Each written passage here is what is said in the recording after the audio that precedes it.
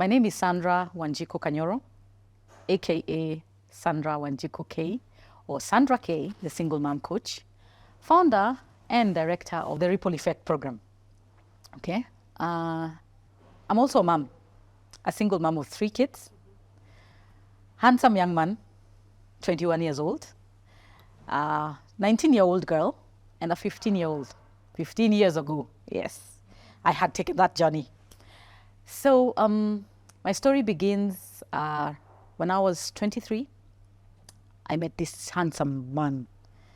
This handsome man swept my feet off. You ladies know that boy meets girl, girl falls in love, and there's a fact that you start seeing butterflies, picket fences, 6 children. You start planning your wedding, basically. And you're thinking, this is the man, this is it, this is the life I want. I had reached.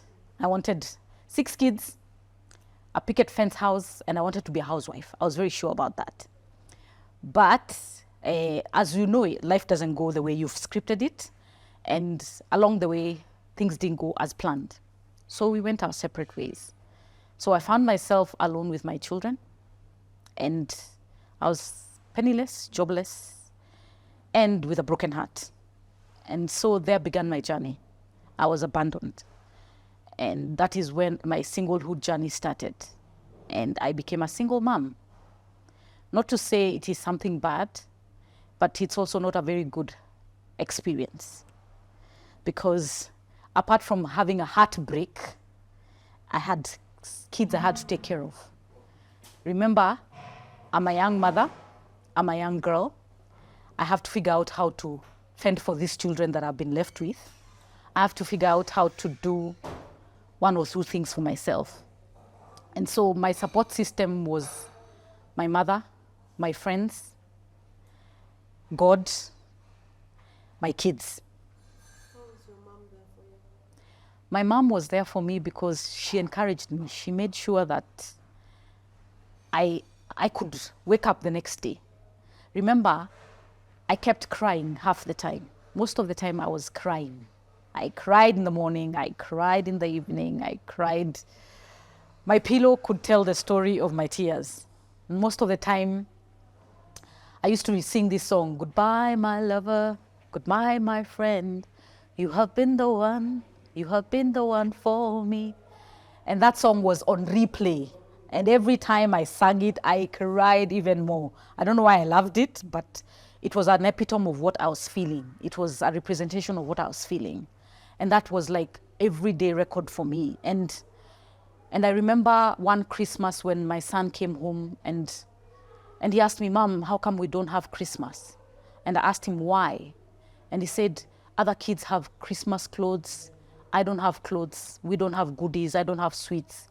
And I cried, and I really did cry because I had nothing. I had absolutely nothing to my name. And I remember thinking to myself, I'm going to get through this. Someday I'm going to laugh. One day I'm going to be okay. But right about now, I need to be able to figure out what to do. So that day I had 200 shillings. I went to the market, the Mutumba place. I looked at that gentleman and told him I need a shirt and a trouser for my son. And he looked at me and for some reason, I don't know what he saw. Because my son chose the best shirt, the boy has class, and the best trouser. But they were coming to 500 shillings. I only had 2. So what he did was he told me, "Mama, chukua hizi. Chukua hii trouser ndakupatia. Siku moja ukipata pesa, utanirudishia." And I took the trouser and I took the shirt. They were mtumba. I ran home and washed them for my son. And he was very happy. He got very excited. And he's like, even him, he has new clothes. But deep down inside, I knew where I was coming from. I knew the background and the genesis. And those are part of the journeys that I took, part of this, the pain points that I had. That trouser, he wore until it became a short. Because we didn't have money to keep buying. And I remember I used to crave fries, meat, sausages. We didn't have the money. I couldn't afford them. And I was thinking, I'm a graduate. I had a degree. But life had handed me a lemon, and I needed to make lemonade. Yes, I needed to make lemonade and deal with it. So at one point, my friends had cleared school. We had cleared at the same time. They had jobs. They got jobs, and they were doing very well. So they'd come and visit and bring me diapers, because that time I was using napkins. It was the era of napkins. So they would buy diapers for me, and they would buy naan, the milk naan. And I was very appreciative. They'd come and sit with me before they'd go out. This time, remember, we are young. We are very young, and they have the first jobs. They are having their salaries. I'm in the house with kids. And so they'd pass by before they went out and bring me things to take for the kids, food to eat. So they played a very big role in my life, if I may say. And thank you for being there. They know themselves. At one point, I blamed God.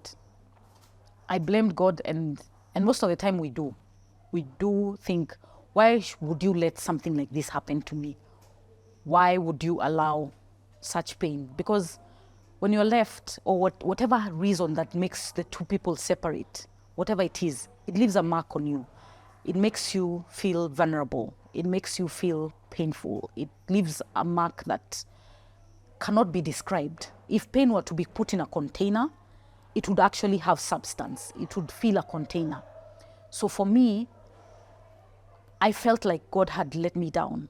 Like somehow the script was very well laid out, but now you've changed the script, man. Dude, you shouldn't have changed the script. I had already planned nice things. This man, you brought him into my life. I didn't go looking for him. So why are you changing the script now?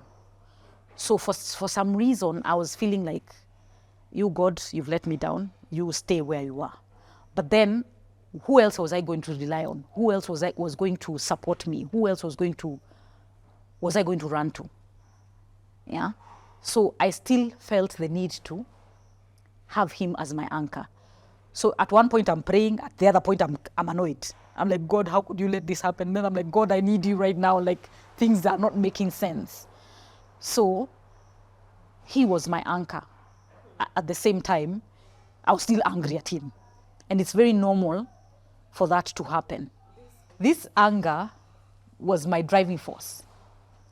At one point I was like, I'm angry. I'm angry that this happened to me.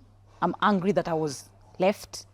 I'm angry that this is my fate. I'm angry at myself. And why should I do this alone? Okay? And then I'm like, I will do this. I don't know how, but I will manage. I don't know how I'm going to survive the next day. I don't know where food is going to come from. Because at one point we are kicked out of the house. I remember I used to stay in a city council house, and they came and removed the carpet. You remember those PVC carpets? They came and stripped the carpet out. And I used to cook with a stove. You remember the stoves? You put kerosene. So I walked out with my head high. I put the stove outside, and I was cooking for my son. And I cooked the food. And I fed him outside. And my seats were outside. And my furniture was outside. And everything was outside. And they had locked the door. They padlocked the door. And I sat. And that was the lowest point of my life. I don't think I've ever gotten that low. Ever. Ever, ever, ever, ever. Because I'm like, where else do I go? Who else do I turn to? And I sat there and I waited, and I went to talk to the supervisor. I told him, I have absolutely nothing to give you. I don't have anything to my name. Unless you carry these chairs and the bed, I cannot afford to pay the rent. But I will work my head off to pay this rent. Just allow me to go back to the house. And he did. Let me tell you, the same God you're hating, the same God you're wondering why he's allowing all this to happen, will be the same God who will sort you when things are not making sense. Because this man just looked at me and said, Mama, tutakufungulia mlango. Rudi na watoto kwa nyumba. So he instructed the people to come and open the door for me. And they did. And on top of that, they went back and put everything. Because how was I supposed to do the same thing? And I have my kids. So they went back to Mama tutakupangia. They put back everything the way it was. And for me, you're like, see God. You know, we keep saying, see God. Those are not, yeah, I saw God. So even in that pain, I still saw God. But remember, you get wounded. When you're left and when you're these kids and you're experiencing all these things, you get very wounded as a woman. You feel that pain, you feel that rejection, you feel that I was not good enough. Maybe there's something I did. Maybe I would have done better. And those things play at your mind. They play every day. It's a record that plays every day in your head. What would I have done? And then you look at these kids. What am I giving them? How am I going to raise them? And you see, they are very innocent. They don't know. They're just there asking for things. Mom, I need this. Mom, I need this. Mom, I couldn't afford a sweet. It was 10 shillings. So it was a journey of, my pillow knows the story. So what did this teach you? It's sharpening you. It was. Yes, I would. I would not say at that point. It was not. I did not think that I was being sharpened. At that point, it was. I'm crying at night when the kids go to sleep. There's this song I'm old school. So there's this song, tears on my pillow, the pain in my heart caused by you. So I kept singing it every night. But then I remember listening to the song by Gabriela. I'm ready to rise again. 'Cause I'm ready to rise again. Look in my life, look in my dreams. I have seen them fall apart. Now I'm ready to rise again. And for some reason, that song stopped everything else. Stopped reggae. I was like, by the way, I'm ready to rise. I don't know how I'm going to do it, but I'm ready to rise. And that's when I told my mother, I need to start something. I need to work. Remember, I have a degree in communications. So I'm not a dunderhead. So I got a job selling potatoes. I was a mama soko. And the art of putting those potatoes in that bag is a skill.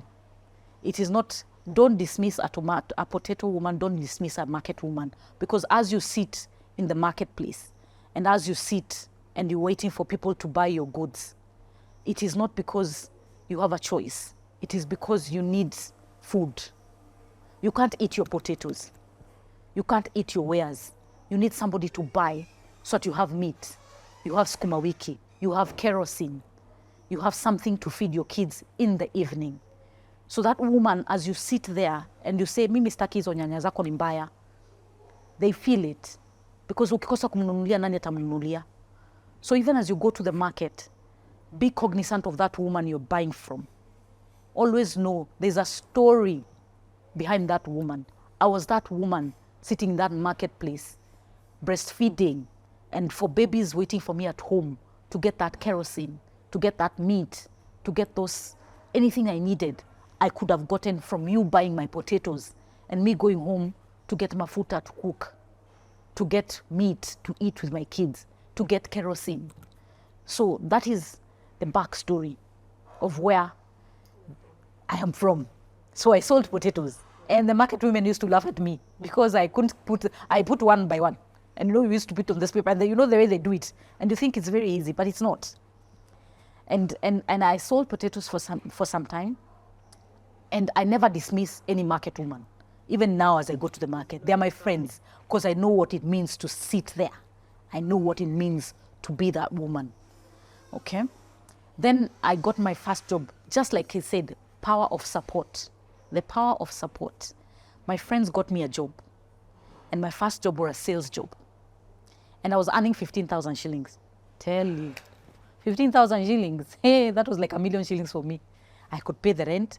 The person who allowed me to get back to the house, I went back and I told him, I can now pay that rent. The rent that you asked for, I can now pay it. Chop my money. I was chopping money. So I went and paid the rent. I paid the guy who had given me the trouser. He was still there. Okay. Then I walked into the supermarket with my children. I had not entered a supermarket in a while, a long while. Why are you entering the supermarket and you don't have money to buy anything? So I walked into the supermarket and my son asked me, can I pick? I told him, pick anything. Can we pick sausages? Pick sausages. Nowadays they eat sausages until they don't want to eat them anymore because I bought them. I buy them sausages. But then sausages, meat, sweets, crisps were very important.